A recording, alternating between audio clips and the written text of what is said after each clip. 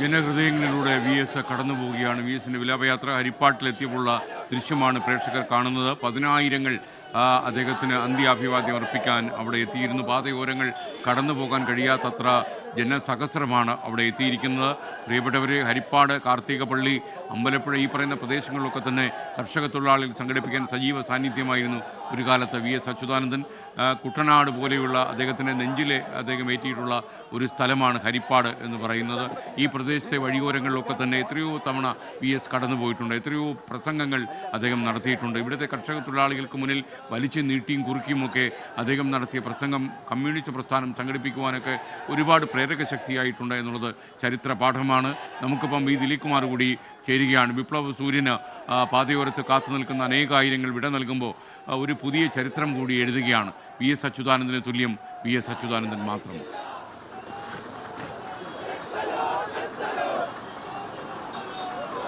ആയിരക്കണക്കിന് ആളുകളാണ് ഹരിപ്പാട് ഇപ്പോൾ വി എസ് അച്യുതാനന്ദന് അന്ത്യാഭിവാദ്യം അർപ്പിക്കുന്നത്, ആദരാഞ്ജലി അർപ്പിക്കുന്നത്.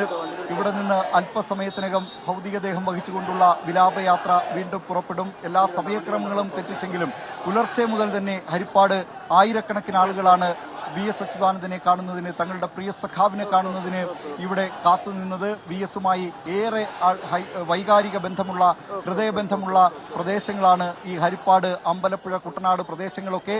കുട്ടനാട്ടിൽ കർഷക തൊഴിലാളികളെ സംഘടിപ്പിക്കുന്നതിനായി വി എസിനെ നിയോഗിച്ചിരുന്നു.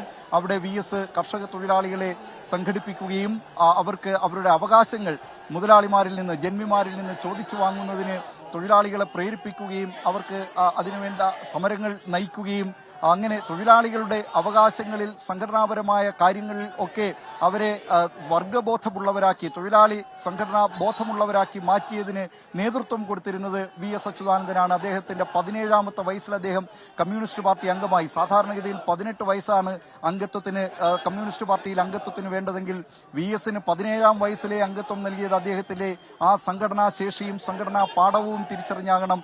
ഈ മേഖലകളിലൊക്കെയാണ് വി എസ് അച്യുതാനന്ദൻ തന്റെ ആദ്യമായി ഈ സംഘടനാ ശേഷി അത് തിരിച്ചറിഞ്ഞ് നേതൃത്വത്തെ ഈ നിലയിൽ അതിന് പ്രേരിപ്പിക്കാൻ, അതായത് 17ാം വയസ്സിൽ തന്നെ കമ്മ്യൂണിസ്റ്റ് പാർട്ടി അംഗത്വത്തിന്, കാരണം മികച്ച സംഘാടകൻ, തൊഴിലാളികളെ സംഘടിപ്പിക്കുന്ന കാര്യത്തിൽ, അവരുടെ അവകാശങ്ങൾ ചോദിച്ചു വാങ്ങിക്കൊടുക്കുന്ന കാര്യത്തിലൊക്കെ വി എസ് വഹിച്ചിട്ടുള്ള പങ്ക് അത് തിരിച്ചറിഞ്ഞു തന്നെയാണ് നേതൃത്വം ആ നിലയിൽ അന്നേ തന്നെ ഈ അംഗത്വം നൽകുന്നതടക്കമുള്ള കാര്യങ്ങളിലേക്ക് കടന്നത്.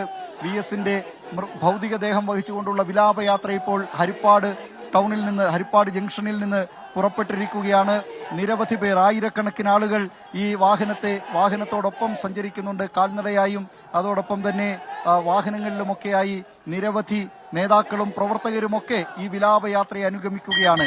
വിലാപയാത്ര കടന്നു വന്നതൊക്കെ തന്നെ ഈ ആൾക്കൂട്ടങ്ങൾ ചെറിയ ചെറിയ ആൾക്കൂട്ടങ്ങളായി വരുന്നു.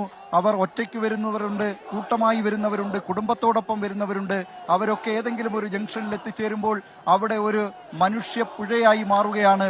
ആ പുഴകൾ പിന്നീട് ഈ വിലാപയാത്രയ്ക്കൊപ്പം പല സ്ഥലങ്ങളിൽ നിന്ന് വന്നു ചേർന്നിട്ടുള്ള ആൾക്കൂട്ടത്തോടൊപ്പം, ഈ വിലാപയാത്രയ്ക്കൊപ്പം സഞ്ചരിക്കുന്ന ആ ആൾക്കടലിനോടൊപ്പം അലിഞ്ഞു ചേർന്ന് മറ്റൊരാൾക്കടലായി മാറുന്നു. വി എസ് അച്യുതാനന്ദൻ ജനങ്ങൾക്ക് ആവേശം പകർന്നിരുന്ന, ജനക്കൂട്ടത്തിന് ആവേശം പകർന്നിരുന്ന ആ നേതാവ്, അദ്ദേഹം ഇപ്പോൾ ആൾക്കൂട്ടത്തിന്റെ, ഈ ആൾക്കടലിന്റെ ആവേശത്തിലൂടെ അന്ത്യനിദ്രയ്ക്കായി ആലപ്പുഴയിലെ വലിയ ചുടുകാട്ടിലേക്ക് പോകുന്നു. അതിനു മുമ്പ് അദ്ദേഹത്തിന്റെ ഭൗതികദേഹം ആലപ്പുഴയിൽ അദ്ദേഹത്തിന്റെ വസതിയായ വേലിക്കകത്ത് വീട്ടിൽ പൊതുദർശനത്തിന് വെക്കും. അതിനുശേഷം ആലപ്പുഴ CPIഎമ്മിന്റെ ആലപ്പുഴ ജില്ലാ കമ്മിറ്റി ഓഫീസിൽ പൊതുദർശനത്തിന് വെക്കും. പൊതുജനങ്ങൾ പൊതുദർശനത്തിനായി വി എസ് അച്യുതാനന്ദനെ കാണുന്നതിനായി എത്തേണ്ടത് ആലപ്പുഴ കടപ്പുറത്തുള്ള റിക്രിയേഷൻ ഗ്രൗണ്ടിലാണ്. അവിടേക്ക് എത്തിച്ചേരണമെന്നാണ് ഈ CPIഎം നേതൃത്വം അഭ്യർത്ഥിക്കുന്നത്. ഈ വീട്ടിലോ അല്ലെങ്കിൽ CPIഎമ്മിന്റെ ജില്ലാ കമ്മിറ്റി ഓഫീസിലോ എത്തിച്ചേരേണ്ടതില്ല. ഈ പൊതുജനങ്ങൾക്കുള്ള സൗകര്യം ആലപ്പുഴ റിക്രിയേഷൻ ഗ്രൗണ്ടിൽ, ആലപ്പുഴ കടപ്പുറത്ത് റിക്രിയേഷൻ ഗ്രൗണ്ടിൽ ഏർപ്പെടുത്തിയിട്ടുണ്ടെന്നാണ് CPIഎം നേതൃത്വം പറയുന്നത്. പക്ഷേ കണക്കുകൂട്ടലുകൾ തെറ്റുകയാണ്.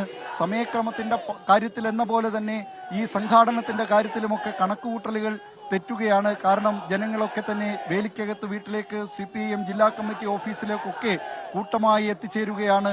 അങ്ങനെ അവിടെ ദിലീപ് കുമാറാണ് ഹരിപ്പാട് നിന്ന് വിവരങ്ങൾ നൽകിക്കൊണ്ടിരിക്കുന്നത്. പ്രിയപ്പെട്ട പ്രേക്ഷകർക്ക് അറിയുന്ന പോലെ അദ്ദേഹത്തിൻ്റെ ജന്മനാട്ടിലേക്കുള്ള യാത്ര തുടരുകയാണ്.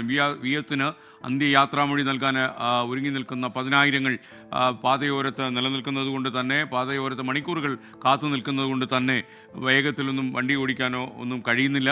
മണിക്കൂറുകൾ ഇനിയും എടുക്കും, സമയക്രമങ്ങൾ തെറ്റും. എന്നിരുന്നാലും ജനങ്ങളെ നിരാശപ്പെടുത്താതെ മുന്നോട്ട് പോകാനുള്ള ശ്രമമാണ്. ഇപ്പോൾ ഈ അഭൂതപൂർവമായ തിരക്ക് കണക്കിലെടുത്ത് ആലപ്പുഴ നഗരത്തിൽ ഗതാഗത നിയന്ത്രണം ഏർപ്പെടുത്തിയെന്ന് ഞങ്ങളുടെ ബ്യൂറോ അറിയിക്കുന്നു. KSRTCയുടെ ദീർഘദൂര സർവീസുകൾ ആലപ്പുഴ നഗരത്തിൽ പ്രവേശിക്കാതെ ബൈപ്പാസ് വഴി വഴിതിരിച്ചുവിടും. വസതിയിലെ പൊതുദർശനവുമായി ബന്ധപ്പെട്ട് പഴയ നടക്കാവ് റോഡിൽ നിന്ന് രാവിലെ 11 മണി വരെ ഗതാഗതം നിരോധിച്ചിരിക്കുകയാണ്. വേലിക്കകത്തെ വീട്ടിൽ പൊതുദർശനമുള്ളതുകൊണ്ട് അതുവഴിയുള്ള ഗതാഗതം 11 മണി വരെ രാവിലെ നിരോധിച്ചു. സംസ്കാര ചടങ്ങിൽ പങ്കെടുക്കാൻ മുഖ്യമന്ത്രി പിണറായി വിജയൻ ഇന്നലെ തന്നെ ആലപ്പുഴയിൽ എത്തിയിട്ടുണ്ട്. അദ്ദേഹം ഗസ്റ്റ് ഹൗസിൽ വിശ്രമിക്കുകയാണ്. ഇന്ന് രാവിലെ അദ്ദേഹം പാർട്ടി ആസ്ഥാനം ജില്ലാ കമ്മിറ്റി ഓഫീസിലെത്തി അദ്ദേഹത്തിന് ഒരിക്കൽ കൂടി തൻ്റെ പ്രിയപ്പെട്ട സഖാവിന് അന്ത്യാഭിവാദ്യങ്ങൾ നൽകും.